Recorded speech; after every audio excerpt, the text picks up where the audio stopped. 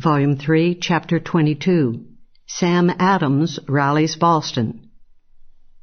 The vital question, then, was what the reaction of the people of the several colonies would be to Patrick Henry's trumpet call.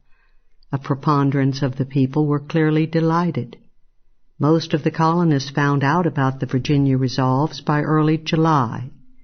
By mid-August, Governor Francis Bernard of Massachusetts was warning the Crown that 2 or 3 months ago I thought that this people would submit to the Stamp Act without actual opposition, but the publishing of the Virginia resolves proved an alarm bell to the disaffected.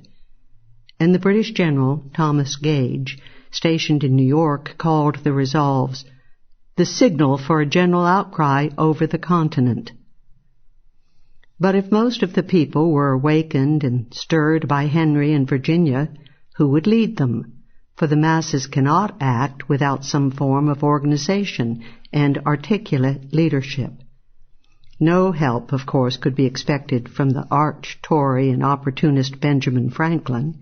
Franklin predictably adjusted meekly and easily to the Stamp Act. We might as well have hindered the sun setting. Let us make as good a night of it as we can. Franklin proceeded to make a good night of it indeed.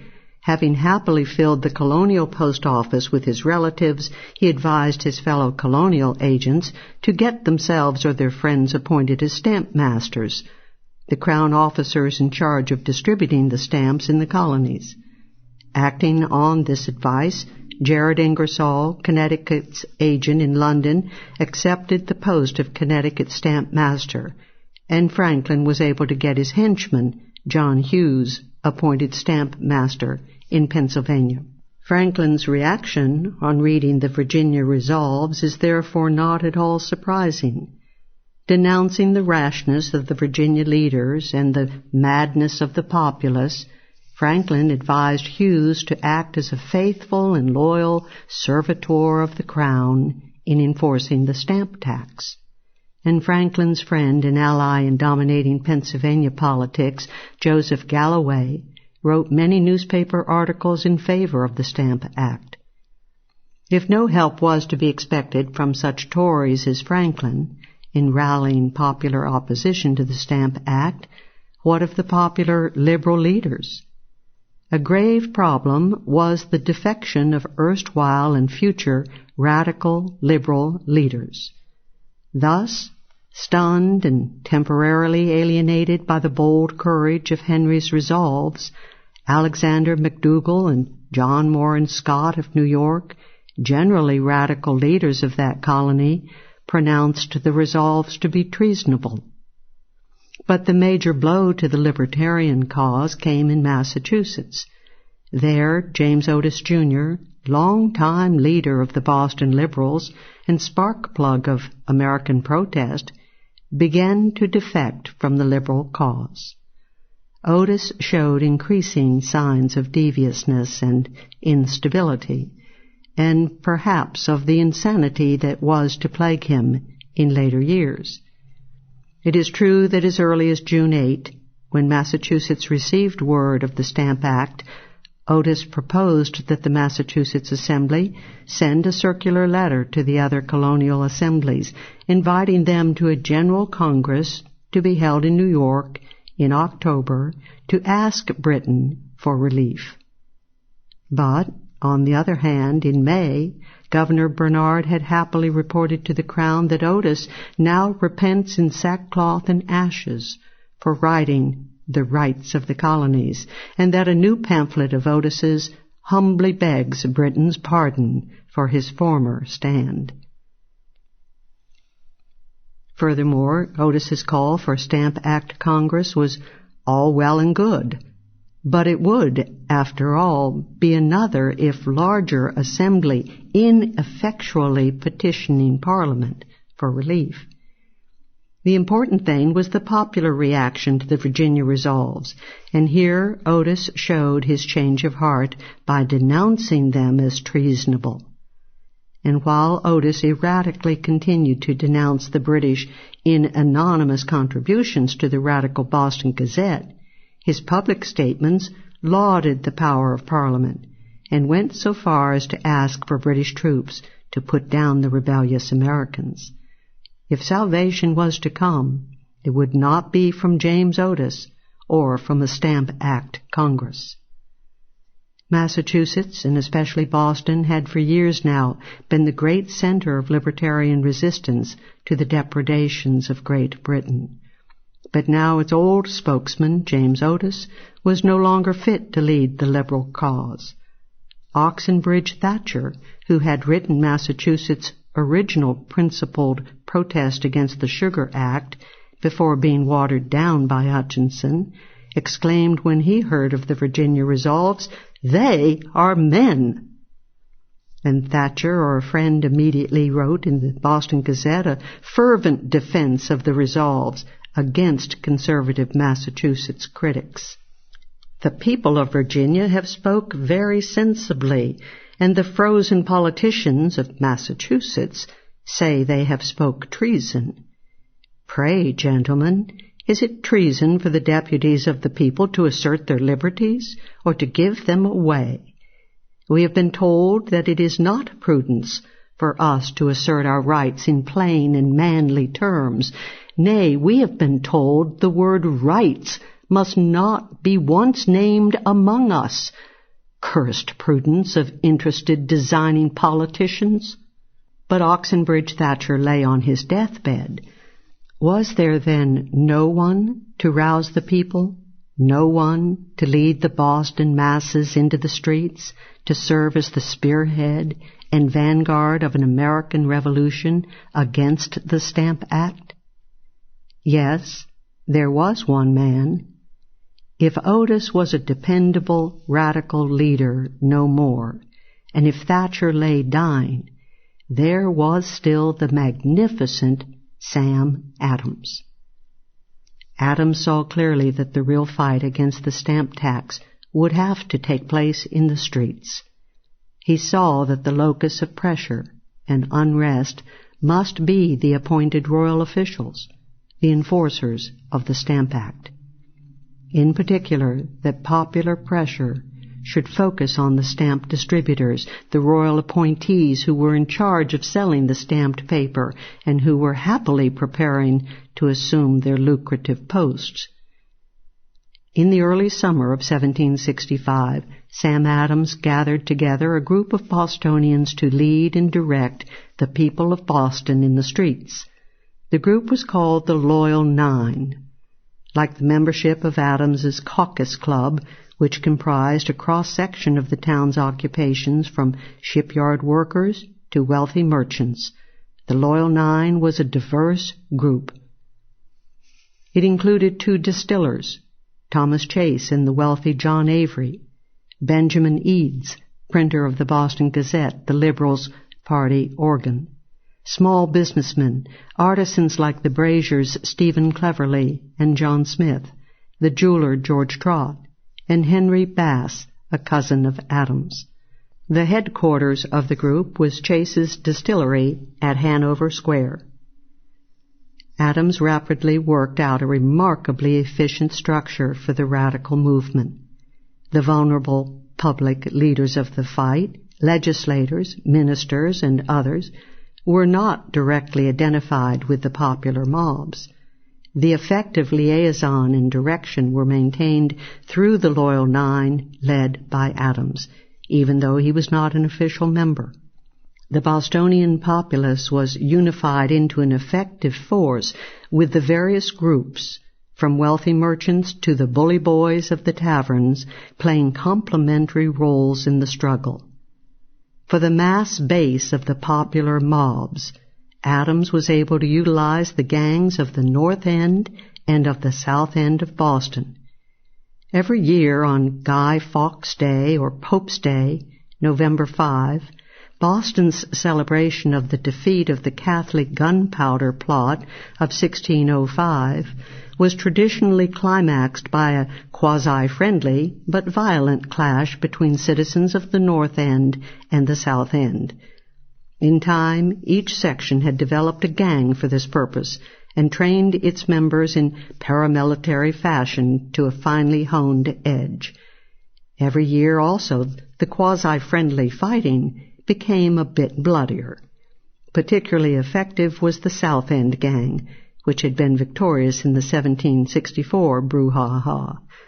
The gang was headed by the shoemaker Ebenezer McIntosh, whose South End forces totaled 2,000 men. Adams was able to press McIntosh and the South End into action as his mass base, and by August 14, the radical liberals, smoothly organized by Adams, were ready to strike.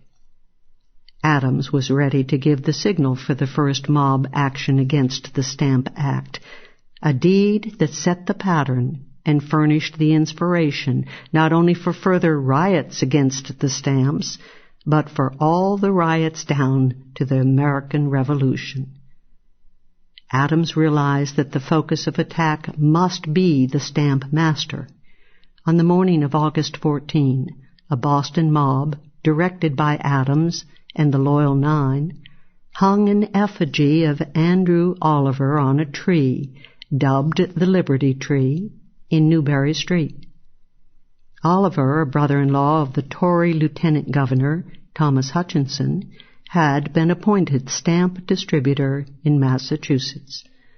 Alongside Oliver hung in effigy, the symbol of the hated Lord Bute, a large boot with an image of the devil crawling out of it. The affair was a challenge flung at the royal government. Some of the shrewder members of the council advised Governor Bernard to dismiss the whole episode as ostensibly a silly prank. But Bernard, furious at the hard-hitting attacks in the Boston Gazette, decided to accept the challenge. He was also advised to do so by Lieutenant Governor Hutchinson, an able theoretician and the chief beneficiary of the Tory cause in Massachusetts. As Chief Justice, Hutchinson ordered the sheriff to cut the effigy down, and the council washed its hands of responsibility by turning the problem over to the sheriff. There was a considerable slip, however, twixt order and execution. The sheriff, to his amazement and dismay, found that the effigy could be cut down only by risking the officers' lives at the hands of the populace. The effigy was, so to speak, the opening gun of the struggle. The radicals now decided to hammer the point home. By evening, a large crowd had gathered at the Liberty Tree. They cut down the effigy and, bearing it up, began to march in a mock funeral procession. The mob included wealthy merchants, many disguised in the work clothes of a laborer, and was led by Ebenezer McIntosh at the head of his South Enders. First, the mob went to the council building, where they made their presence felt, and where they shouted the stirring slogan, "Liberty, property, and no stamps." The slogan was evidently patterned after the liberty, property, and no excise of the cider tax rebellion in the west of England 2 years before. After impressing the council, the mob proceeded to serious business. Andrew Oliver had just finished constructing a building at his dock, and it seemed plausible that from here he would distribute the stamped paper. There, at the Kilby Street dock, the mob quickly razed the menacing building completely to the ground. From there, the disciplined crowd moved on to Oliver's home, where they put on an impressive show for that worthy by beheading Oliver's effigy. The graphic lesson did not escape the stamp master's understanding, especially as it was promptly followed by a shower of stones. From there, the mob climbed a nearby hill and ritualistically stamped Oliver's effigy and burned it in a huge bonfire. At that point, the more gentlemanly members of the crowd, lacking taste for more violence, quietly went home. Ebenezer McIntosh was left to do what had to be done next. McIntosh and the crowd now returned to Oliver's home and smashed into the house, calling loudly for Oliver and threatening to kill him on the spot. Finding that Oliver had fled to the military post on the island of Castle William, the mob did the best it could by destroying the interior of his home. Governor Bernard ordered the militia to beat the drums to sound an alarm, only to find, to his consternation, that the drummers were all in the mob. Hastily, Bernard, realizing that discretion was the better part of valor, also skipped town to the safety of Castle William. Thomas Hutchinson, the Tory ultra, was made of sterner stuff. He walked with the sheriff to the Oliver home to order the mob to disperse. Seeing them, one of the mob's leaders shouted, "The governor and the sheriff! To your arms, my boys!" A hail of stones fell upon the august officials as they hurried away. August 14. Here was a day to live in song and story. The first revolutionary blow had been struck by the colonists against the tyranny of the British Grand Design. For many years, August 14 was celebrated throughout America as the happy day on which liberty arose from a long slumber. Or, as Sam Adams thundered, the people shouted, and their shout was heard to the distant end of this continent. The next day, the liberal leaders pressed their advantage and continued the work that the mob had begun so skillfully. They visited Oliver and informed him that the previous night was just a sample of what he could expect unless he resigned his office immediately. Here, then, was the main point of the mob action: revolutionary pressure on all stamp masters to resign their offices and thus make impossible the distribution of any stamped paper, and hence any enforcement of the stamp tax. Oliver promised to ask the Crown for permission to resign, and meanwhile to take no action to enforce the stamp tax.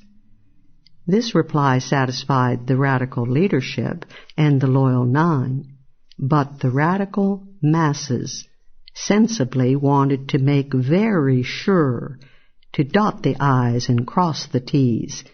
In short, they demanded nothing less than Oliver's immediate resignation. On the evening of the 15th, the mob built another large bonfire and threatened to raze Oliver's house to the ground. The leaders were able to dissuade them, and the rank and file contented themselves with surrounding the house of Thomas Hutchinson. They called for his presence, but in vain. Hutchinson had fled. He knew that this time the mob meant business. Adams and the Loyal Nine were jubilant. Their mass pressure had forced the stamp master to resign, and his example was a standing warning to anyone with the temerity to take his place. When one Tory declared that he would not have been as spineless as Oliver, the Loyal Nine taught him an instructive lesson by publicly fixing the date when his house would be destroyed. The Tory quickly came to his senses and retracted his statement. The leaders now saw that mass action need not stop with the intimidation of Oliver, that more could be and needed to be done. In particular, they saw that it was necessary to cow not only the stamp master, but also the whole clique of Tory officials appointed by the Crown. They were the enemy, and not simply an isolated stamp distributor. Particularly, the suspicion grew, with good reason, that Thomas Hutchinson had secretly favored the stamp tax, and that he was their most dangerous enemy within Massachusetts. The leaders also saw the sweep of public opinion on their side. Few people criticized the events of the 14th, and the leading congregational ministers of Massachusetts, liberals all, blessed the mob action and virtually called for more. Especially ardent in favor and resistance to the stamp tax were the Reverend Andrew Elliott, the Reverend Charles Chauncey, the Reverend Samuel Cooper, and, doubly especially, the great libertarian Reverend Jonathan Mayhew. These men were friends of the secular leaders of the people, Adams, Otis, the wealthy Boston merchant John Hancock, the brilliant young lawyer from Braintree, John Adams, and so forth. Mayhew was particularly ardent in attacking arbitrary power, in battling the Stamp Act, and in championing the right of resistance by the people. He warned menacingly that the Stamp Act could not be enforced in Massachusetts without bloodshed, and he emphasized that there were 60,000 fighting men in this colony alone. On the night of August 26, the radicals struck again, escalating their revolutionary blows. The mob gathered in full force around a bonfire in King Street, blowing on whistles and horns, and shouting enthusiastically for liberty and property. Then, revealing striking discipline and coordination, the mob, under the generalship of Ebenezer McIntosh, split into several sections, each with its assigned tasks. One group went to the home of William Story, Deputy Register of the Admiralty Court. Story, suspected of writing reports to England denouncing the Boston merchants, received treatment benefiting his actions and status. The mob destroyed his papers, including his public papers, that would list the violators of customs regulations, and wrecked his home and office. Another group went after another key enemy, Benjamin Hollowell, the controller of the customs, who had angered the Boston merchants by rigorous enforcements of the trade laws. Hallowell's house was also wrecked, and his papers, containing written records relevant to enforcement of the British regulations, carried away. McIntosh now united two sectors of the mob and marched on to the pièce de résistance of the evening, the home of Thomas Hutchinson. Before the 26th, several opportunities had been given to Hutchinson by the Liberals to deny his complicity in passing the Stamp Act, but Hutchinson stood on his offended dignity and repeatedly refused to make the denial. Even on the day of the 26th, Hutchinson was given a final opportunity to deny the charge, but he refused to do so. The people could only interpret the lieutenant governor's lofty silence as assent, so they proceeded to wreck his house with a zeal and thoroughness surpassing their ardent work of the night of August 14. The attack on the home of Thomas Hutchinson served to polarize the political conflict in Massachusetts.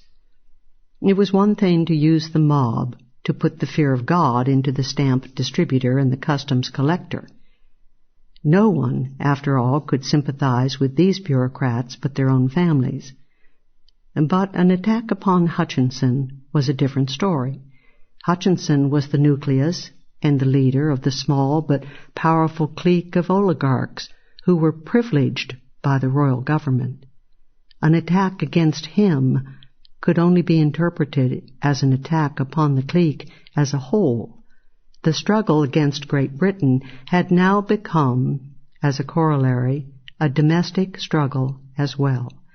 And this was not surprising, since the domestic ruling clique governed as a creature of the crown.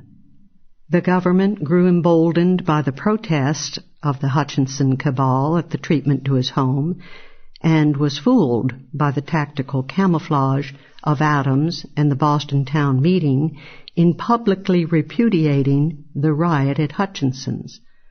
The council therefore boldly ordered the arrest of McIntosh, only to find that Adams, backed by the leading merchants of the city, promptly demanded McIntosh's immediate and unconditional release. If not, they warned, no one would stand guard in the whole town of Boston, and the customs house would be pulled to the ground. The disillusioned rulers saw that Adams and the Liberals were still fully in control of the town of Boston and of the hearts of its people. Ebenezer McIntosh was set free and rewarded by the people of Boston with a town office. The class struggle view that the Boston riots were lower-class outbursts directed against the rich is rebutted by the multi-class nature of the liberal movement.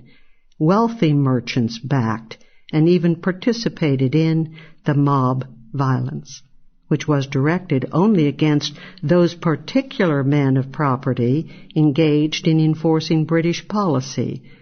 The latter, not the rich or the merchants, virtually constituted the ruling oligarchy of the colony.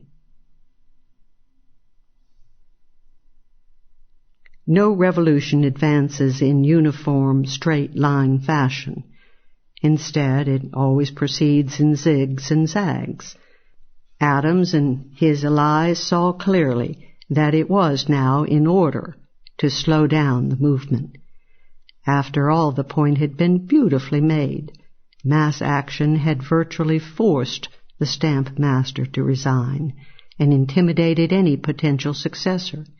It had intimidated the royal officers, Governor Bernard having been forced to flee to Castle William, where he was governor in name only. Mackintosh had been freed, and the whole process had placed de facto power in the hands of Adams and his allies. There was at this point no need for violent actions. All that needed to be done was to wait in readiness for the fateful day, November 1, when the Stamp Act would go into effect. A minor crisis occurred at the end of September, when Governor Bernard received the stamped papers from England and housed them in Castle William. The Loyal Nine threatened to storm the castle and destroy the papers, but the group was mollified when the governor assured it that he had no power whatever to distribute the stamped papers. Adams spent the intervening weeks constructively, perfecting his organization and strengthening his apparatus. The Loyal Nine expanded its organization into the Sons of Liberty, a name proudly taken from the great speech of Colonel Isaac Barré, which had warmly referred to the Americans by this noble name.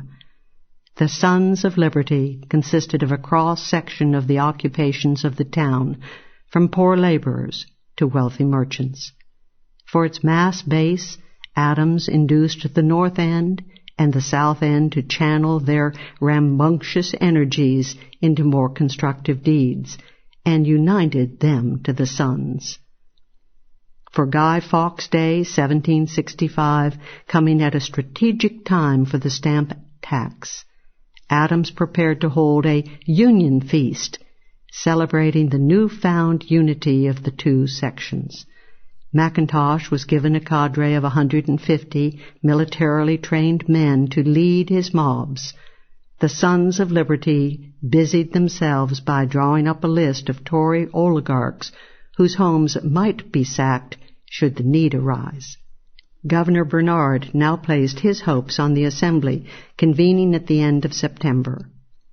Remembering the Sugar Act agitation, Bernard believed that the rural farmers would again prove a conservative force, but he found, to his astonishment, that the stamp tax had truly radicalized and unified the whole colony.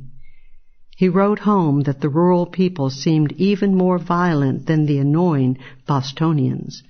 They talk of revolting from Great Britain in the most familiar manner, and declare that the British forces never will subdue the inland. Furthermore, Oxenbridge Thatcher had died, and Bernard now found his nemesis Sam Adams in the House as leader of the Liberal forces. To Bernard's urging of the General Court to enforce the Stamp Act as the law of the Supreme Parliament, the House replied firmly that only the Massachusetts Assembly had the right to tax and to make internal laws for the American colonies. By mid-October, Governor Bernard was wailing to the Crown that Massachusetts was in a state of outright rebellion. The militia refused to obey his orders. The real authority of the government is at an end. Some of the principal ringleaders in the late riots walk the streets with impunity. No officers dare attack them, nor Attorney General prosecute them, and no judges sit upon them. If Patrick Henry had sounded the clarion call for resistance, Sam Adams, the Loyal Nine, and the Sons of Liberty had now blazed the path for action. August 14 raised the standard for mass rebellion against the enforcers of the Stamp Act.